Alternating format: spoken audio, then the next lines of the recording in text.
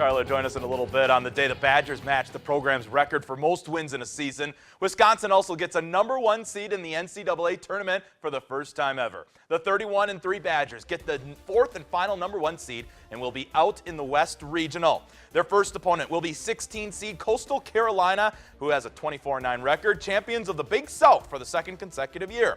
The game will be played Friday in Omaha, Nebraska. Game time approximately 8:20 on TBS. The winner between Oregon and Oklahoma State will face the Wisconsin Coastal Carolina winner next Sunday. If Wisconsin is to win the West Regional for the second straight year, these are the other top seeds who will eventually cross their path more than likely. Looking at potentially North Carolina or Arkansas in a Sweet 16 meeting, and Arizona or Baylor, two teams Wisconsin beat in last year's tourney in the Elite Eight. Big day for Bucky. With reaction to it all, we turn to News 8's Charlie Clifford at the United Center in Chicago. Greg, the momentum of Michigan State and possibly the weight of playing for a #1 seed looked to be overtaking the Badgers in the second half. 13 minutes of gutsy basketball followed, erased any thought of that. What is penciled in tonight, a trip to Omaha and a #1 seed in the West. We got a great group of guys. I'm proud to be with them, and that's my family. And we want to see each other succeed, and that's what's so cool about it. And it's really sweet when you do stuff like this. And these are the days I'm going to remember and always cherish. Anytime you can be the first team to do something, that's cool. But like I said, if we were a 1 seed or a 2 seed, I don't think the road would be any easier to win a championship. For a moment today, the Big Ten Championship Trophy was planning a trip east from Chicago. Enter 10 points in a 7-minute span from Bronson Koenig, a miraculous save by Josh Gosser, and Wisconsin made sure the drama was left behind in regulation. UVA stepped up this whole tournament, and he was great.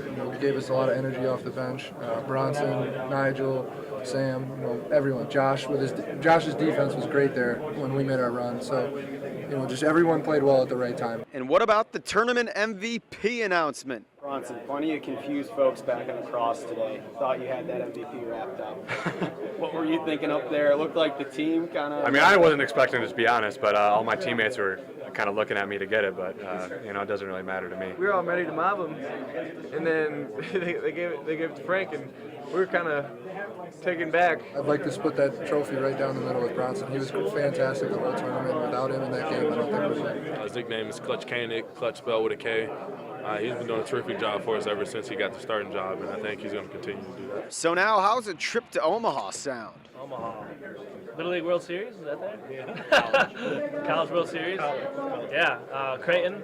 Creighton was there, right? Yeah, I visited Creighton in high school, so I don't know. It'll be all about basketball, that's for sure. The mindset in Madison now shifts to Coastal Carolina. Get this, their second leading scorer, Josh Cameron, a Racine, Wisconsin native. Now outside of that, Baylor, Oregon, and Arizona, all in the West region. 3 familiar foes from the 2014 Final Four run. Reporting at Badger Headquarters West, Charlie Clifford, News 8 Sports.